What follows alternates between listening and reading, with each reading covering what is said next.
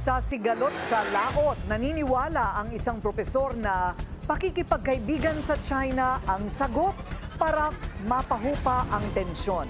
Pero iba ang pananaw ni Defense Secretary Gibo Teodoro.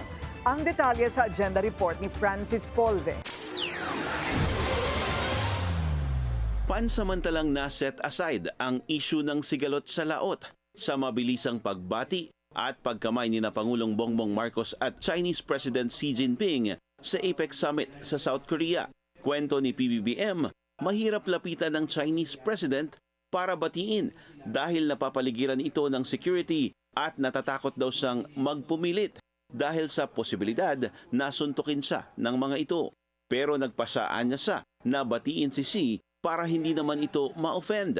Mabilisan niya rin daw binati ang Chinese leader sa pagiging bagong chair ng susunod na APEC. Sa panayam sa At the Forefront ng Billionaire News Channel, sinabi ni Romel Banlawi, presidente ng Philippine Society for International Security Studies, na umaasa siyang ang handshake gesture ay magbibigay daan sa pag-uusap tungkol sa issue sa West Philippine Sea.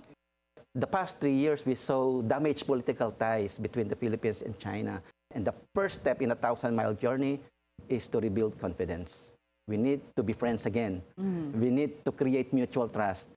Habang patuloy ang pambubuli ng Chinese vessels sa mga tropang Pinoy sa bahagi ng territorial waters ng bansa, nananawagan si Banlawi sa magkabilang panig na pag-usapan itong mabuti para mabawasan ang tensyon. Pero para kay Defense Secretary Gibo Teodoro, mahirap itong idaan sa diplomasya. Dinedma raw niya at hindi kinausap ang defense chief ng China sa nagtapos na meeting ng mga defense minister sa Asian Summit sa Malaysia.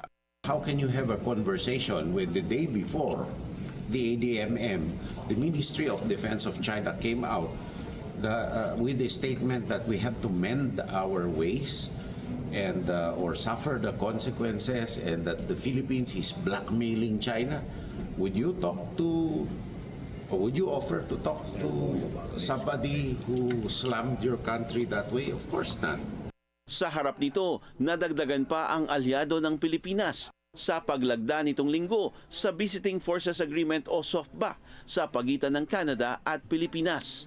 Ito ang ikalimang bansa na bumaback up sa Pilipinas sa paninindigan sa rule of law, lalo pagdating sa West Philippine Sea. Para sa agenda, Francis Polve, Billionaire News Channel. Manatiling nakatutok sa Billionaire News Channel. Sumubaybay sa aming social media accounts at mag-subscribe sa aming YouTube channel para sa mga bago at eksklusibong balita.